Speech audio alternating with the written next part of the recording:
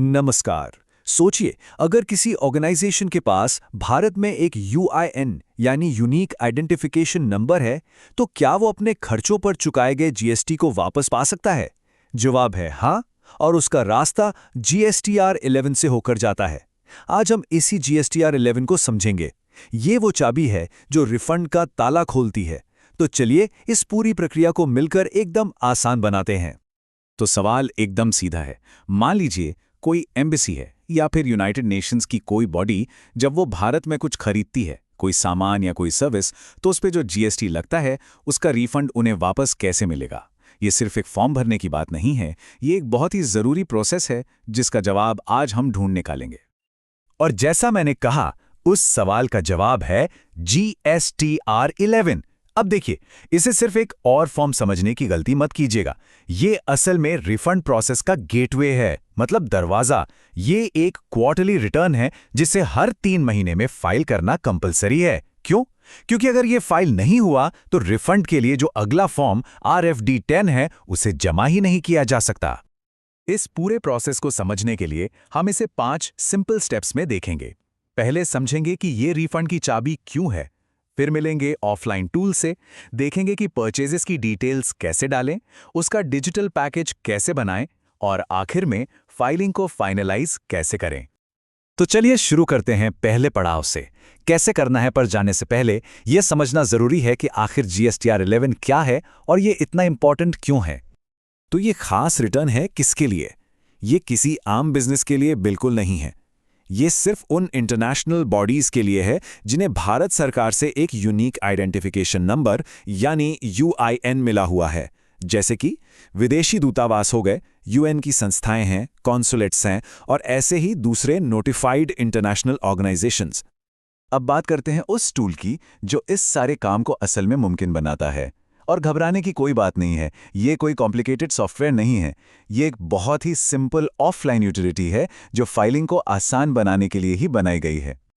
Basically ये एक Excel worksheet की तरह है जिसमें 4 मेन हिस्से हैं। एक है रीडमी शीट जिसमें सारे इंस्ट्रक्शंस दिए गए हैं।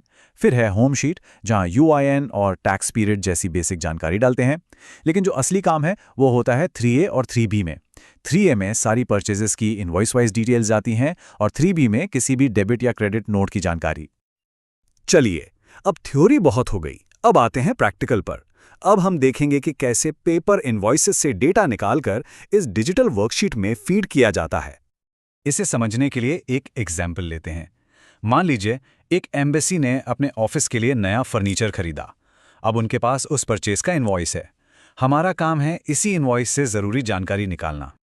यहाँ एक बात ध्यान रखने वाली है, हमें पूरा का पूरा इनवॉइस कॉपी नहीं करना है। हमें सिर्फ कुछ की डिटेल्स चाहिए, जैसे सप्लायर का जीएसटीआईएन क्या है, इनवॉइस का नंबर और तारीख, टैक्सेबल वैल्यू यानी टैक्स से पहले की कीमत, और उस पर कितना आईजीएसटी चुकाया गया। और इस डेटा को इंटर करना बहुत ही आसान है। बस ऑफलाइन टूल में शीट 3A खोलिए और ये सारी डिटेल्स उनके करेक्ट कॉलम्स में भर दीजिए। Supplier GSTIN, invoice number, date, taxable value और आईजीएसटी अमाउंट, बस इतना ही करना है। लेकिन ट्रांजैक्शंस हमेशा इतने सीधे साधे तो नहीं होते हैं ना। तो क्या होगा अगर बाद में कोई चेंज आ जाए? मान लीजिए सप्लायर उसी फर्नीचर के लिए बाद में एक डेबिट नोट इशू कर देता है। अब इसका क्या करें? ठीक पहले की तरह ही हमें डेबिट नोट से भी कुछ खास जानकारी चाहिए। सबसे इंपॉर्टेंट है ओरिजिनल इनवॉइस का नंबर, ताकि सिस्टम इन दोनों को लिंक कर सके।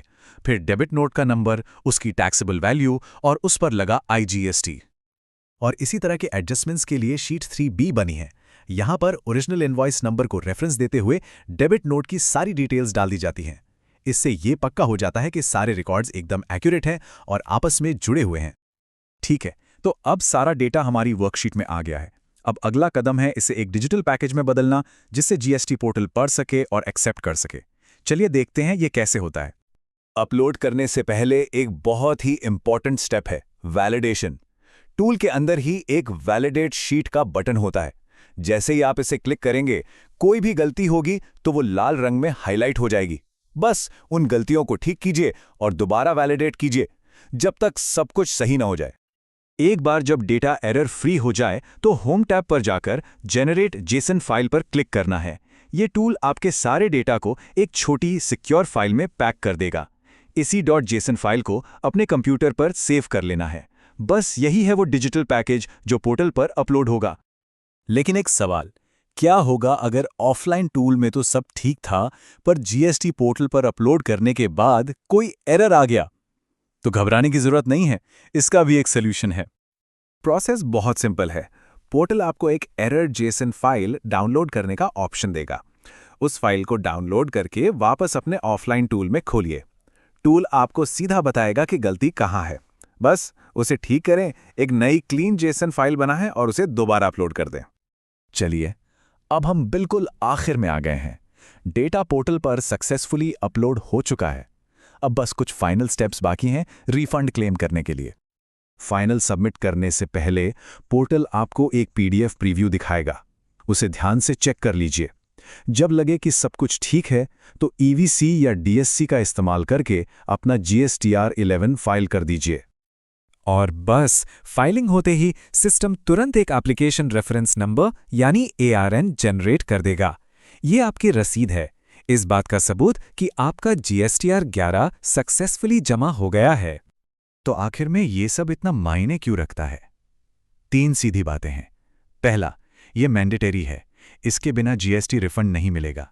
दूसरा, इससे आपकी परचेजेस में पूरी ट्रांसपेरेंसी रहती है। और तीसरा, ये टैक्स अथॉरिटीज के नियमों का पालन सुनिश्चित करता है। तो अब जब ये पूरा स्टेप बाय स्टेप प्रोसेस साफ हो गया है, तो सवाल ये है कि क्या UIN वाले ऑर्गेनाइजेशंस अपनी अगली क्वार्टरली फाइलिंग के लिए तैयार हैं?